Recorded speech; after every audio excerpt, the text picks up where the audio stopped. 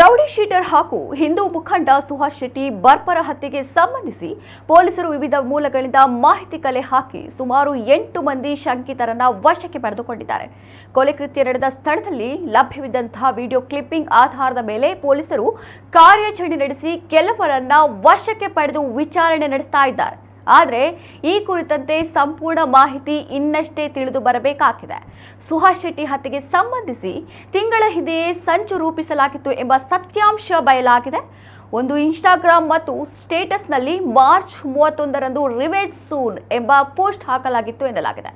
ಸುಪಾರಿ killers ಬಳಸಿ ಈ ದಾಳಿ ನಡೆಸಿರುವ ಶಂಕೆಯನ್ನ ವ್ಯಕ್ತಪಡಿಸಲಾಗಿದೆ ಎಂದು ಗೃಹ ಸಚಿವ ಡಾಕ್ಟರ್ ಜಿ ಪರಮೇಶ್ವರ್ ಮತ್ತು ಜಿಲ್ಲಾ ಉಸ್ತುವಾರಿ ಸಚಿವ ದಿನೇಶ್ ಗುಂಡೂರಾವ್ ಅವರು ಮಂಗಳೂರಿಗೆ ಆಗಮಿಸಲಿದ್ದು ಹಿರಿಯ ಪೊಲೀಸ್ ಅಧಿಕಾರಿಗಳ ಜೊತೆ ಸಮಾಲೋಚನೆ ನಡೆಸಲಿದ್ದಾರೆ. ಸಭೆ ಬಳಿಕ ಮಂಗಳೂರು ಪೊಲೀಸ್ ಕಮಿಷನರ್ ಅಧಿಕೃತವಾಗಿ ಸುದ್ದಿಗೋಷ್ಠಿ ನಡೆಸಿ ಮಾಹಿತಿ ನೀಡುವ ಸಾಧ್ಯತೆ ಇದೆ. ದುಷ್ಕರ್ಮಿಗಳು ಸುಹಾಸ್ ಶೆಟ್ಟಿಯನ್ನ 11 ಬಾರಿ ಇರಿದು ಕೊಲೆ ಮಾಡಿತ್ತು. ಕೊಲೆ ಕೃತ್ಯ ನಡೆದ ಸ್ಥಳದಿಂದ ಪೊಲೀಸರು ಮಾರಕಾಸ್ತ್ರ ಬಟನ್ ಡ್ರ್ಯಾಗನ್ ಅನ್ನ ವಶಕ್ಕೆ ಪಡೆದಿದ್ದಾರೆ. ಹಂತಕರು ಬಳಸಿದ 2 ವಾಹನ ಮತ್ತು ಸುಹಾಸ್ ಶೆಟ್ಟಿ ಬಳಸುತ್ತಿದ್ದ ಇನೋವಾ ಕಾರನ್ನು ಕೂಡ ಪೊಲೀಸರು ವಶಕ್ಕೆ ಪಡೆದಿದ್ದಾರೆ.